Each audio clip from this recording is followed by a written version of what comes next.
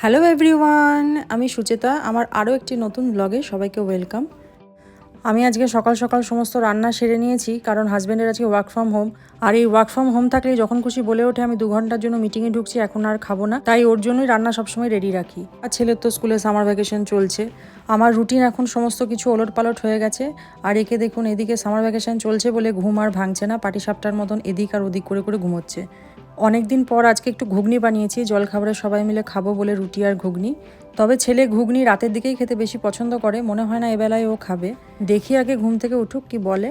গতকাল সকাল 10টা থেকে বিকেল 5:30 অবধি আমাদের বিল্ডিংয়ে জল ছিল না, কোথায় নাকি পাইপ কিছু ফেটে গেছিলো। এদিকে অনেক জামা কাপড়ও জমেছিল, তো সেগুলো কাচার ছিল বলে কালকে রাত্রিবেলা এগুলো কেচেছিলাম।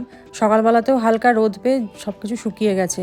এখন এগুলোকে ভাঁজ করে রাখি। আমি আবার যেখানেই যাই না কেন, সে দেশেই থাকি আর বিদেশেই যাই আর কোথাও বাইরে ঘুরতেই যাই, সব জায়গায় আমার ওই জলের একটা আতঙ্ক আছে। তাই আমি সবাইকে মজা করে সবসময় বলি যে আমার জল আতঙ্ক আছে। কীরকম একটু বলি, বিয়ের পরে পরে অন্ধ্রপ্রদেশে থাকতাম, তখন ভালো সোসাইটির মধ্যেই আমরা থাকতাম, কিন্তু ওখানে গ্রীষ্মকালে এত জলের সমস্যা হতো, বাইরে রাস্তার কল থেকে আমাকে জল নিয়ে আসতে হয়েছে। এদিকে দার্জিলিংয়ে বেড়াতে গেছিলাম, সেখানেও একটা বড় হোটেলেই ছিলাম। সকালবেলায় উঠে দেখি বাথরুমে জল নেই, ভাবুন তো কীরকম অবস্থা। এদিকে সিমলা গেছিলাম, সেখানেও একই প্রবলেম ফেস করেছি। আমার ভাগ্যে এরকম লেখা আছে জল কেলেঙ্কারি। আজকে এই বিল্ডিং থেকে মেনটেন্যান্সের জন্য এসেছে, প্রত্যেক 1.5 মাস 2 মাস অন্তর অন্তর এরকম মেনটেন্যান্সের জন্য লোক পাঠায়। এই মেনটেন্যান্সের জন্য আমাদেরকে কোনো রকম বুকিং করতে হয় না, এই বিল্ডিং থেকে একটা মেল পাঠায় যে আপনার বাড়িতে এই সময়ে লোক যাবে। তো এনারা এসে এসি ঠিকঠাক চলছে কিনা বা এসির মধ্যে কোনো নোংরা থাকলে পরিষ্কার করে দেন, তারপরে কলের কোনো রকম সমস্যা আছে কিনা সেগুলো পরিষ্কার করে দেন, ইলেকট্রিসিটির কোনো প্রবলেম আছে কিনা সেগুলো চেক করে দেন। তবে হ্যাঁ, বড় কিছু হলে পরে তখন আলাদা করে মেকানিক ডাকতে হয় কাজগুলো করানোর জন্য, সেই কাজগুলো এনারা করেন না। তবে এদেশের বড় একটি সমস্যা হচ্ছে এখানে জলটা কিন্তু খুব খারাপ, মানে এত সল্ট আছে জলের মধ্যে, এরকম মেনটেনেন্স না হলে প্রায় সময়ই হলুদ জল বের হয়। আর সেই জল মাথায় পড়লেই বুঝতেই পারছেন, আমার তো এমনিতেই আমি ভীষণ কেশবতী, তারপর আবার এখানকার জলে হুড়হুড় করে চুল উঠছে। দাঁড়ান একবার দেখে নিই জলের ক্যানগুলো দিয়ে গেছে কিনা, আজকে তো আমাদের খাবার জল আসার কথা। এখানে চট করে কেউ বেল বাজায় না, সেজন্য বাইরে নামিয়ে রেখে চলে যায়। আর আমিও যখনই ক্যানগুলো শেষ হয়ে যায় আমি বাইরে রেখে দিই, ওরা নিজের মতন চেঞ্জ করে দিয়ে চলে যায়। এই ক্যানগুলোকে এবারে জল দিয়ে ভালো করে ধুয়ে রাখি আমি। তার কারণ হচ্ছে ওদেরকে আমি দেখেছি ভ্যানে করে ক্যানগুলো নিয়ে আসে, তারপর রাস্তার মধ্যে ফেলে, তারপরে সেটাকে পায়ে করে ঠেলে ঠেলে ট্রলির মধ্যে তোলে। তো খাবার জল তো নিজের দেখে কেমন যেন একটা লাগে, সেজন্য আমি এভাবে বাইরে থেকে একটু ধুয়ে নিই ক্যানগুলোকে। তার সঙ্গে আবার এই ক্যানগুলো কতবারই ঘোরে আর কতজনের হাত পড়ে। আজকে বাড়িতে একটু ম্যাঙ্গো কুলফি বানাচ্ছি, ছেলে প্রায়ই আবদার করছিল যে একটু কুলফি বানাও কুলফি বানাও। আর আমিও আজ করব কাল করব করে আমার সময় হয়ে উঠছিল না, তাই ভাবলাম আজকে করেই দিই। এর ফাঁকে আপনাদের সঙ্গে একটা কথা শেয়ার করি যে আমরা পরের সপ্তাহে কলকাতা যাচ্ছি। এমনিতেই ছেলের সামার ভ্যাকেশন চলছে বলে ভাবছিলাম যে কোথাও গেলে ভালো হতো, একবার কলকাতা গিয়ে ঘুরে আসলে ভালো হতো। তো এমনিতেও এখন সেটা বাধ্য হয়ে যেতে হবে, তার কারণ হচ্ছে আমার শাশুড়ি মায়ের শরীর একটু খারাপ হয়েছে। এই সপ্তাহটা পুরোটাই আমার হাজব্যান্ড দাঁত নিয়ে পড়েছে, মানে দাঁতের রুট ক্যানেল চলছে, তারপরে ক্যাপ বসানো, অনেক রকম ব্যাপার আছে, সেই জন্য পরের সপ্তাহ ছাড়া আমরা বেরোতেও পারছি না। আমাদের দেশে রুট ক্যানেল যেরকম একটা সিটিংয়ে হয়, আবার পরে আর একটা সিটিংয়ে হয়তো ক্যাপ বসানো হয়, আবার অনেকে মানে ধাপে ধাপেও করে থাকেন। কিন্তু এদেশে হাজব্যান্ডের রুট ক্যানেলটা দেখছি 3টে ধাপে শুরু করেছে, মানে প্রথমে একটা ধাপ পার হয়ে গেছে, তারপর রুট ক্যানেলের আরেকটা প্রসেস হবে। আর যিনি রুট ক্যানেল করবেন তিনি ক্যাপ বসাবেন না, ক্যাপ আবার অন্য আরেকটা ডক্টর বসাবেন, তার জন্য তাকে আবার আলাদা করে অ্যাপয়েন্টমেন্ট করতে হয়।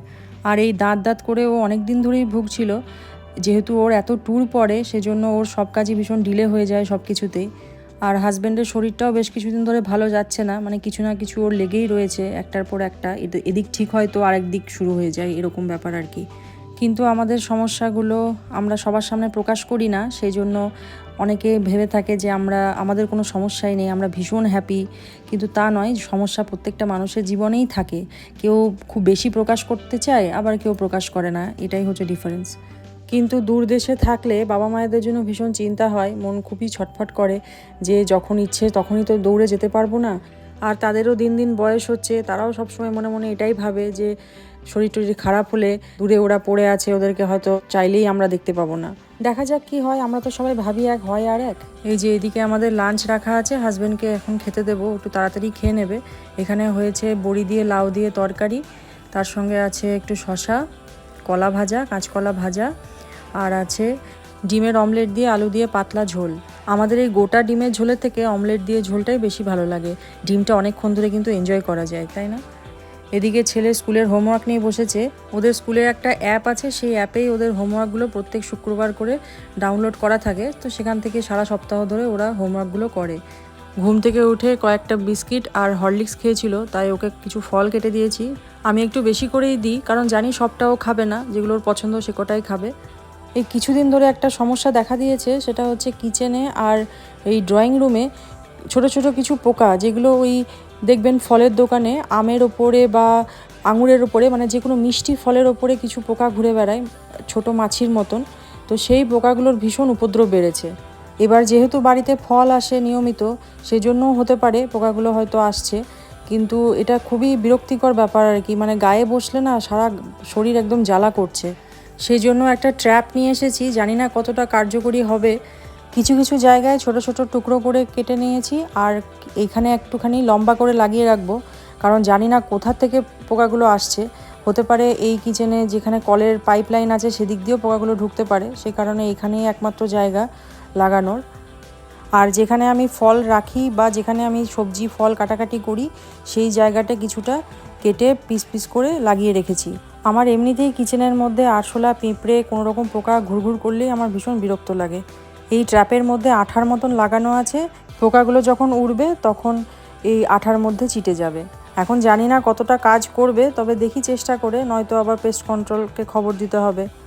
আমি এই ফাঁকে একটু নিচে সুপার মার্কেটটায় যাচ্ছি, যেহেতু আমরা পরের সপ্তাহে ইন্ডিয়া চলে যাব, সেজন্য আর আলাদা করে সেরকম এই সপ্তাহে কোনো বাজার হাট করছি না, কারণ জিনিসপত্র বেশি নিয়ে এসে আবার নষ্ট হবে, হয়তো ফেলাই যাবে। সেজন্য যেটুকু দরকার সেটুকুই সুপার মার্কেট থেকে নিয়ে চালিয়ে নেব কদিন। যাই হোক, এখন আমি জিনিস কেনাকাটা করি। আজকের ভিডিওটা এখানেই শেষ করছি। কেমন লাগলো অবশ্যই কমেন্ট করে জানাবেন, ভালো লাগলে অবশ্যই লাইক শেয়ার করে দেবেন। দেখা হবে খুব তাড়াতাড়ি পরের আরেকটি নতুন ব্লগে। সবাই খুব ভালো থাকবেন, সুস্থ থাকবেন আর অবশ্যই আনন্দে থাকবেন।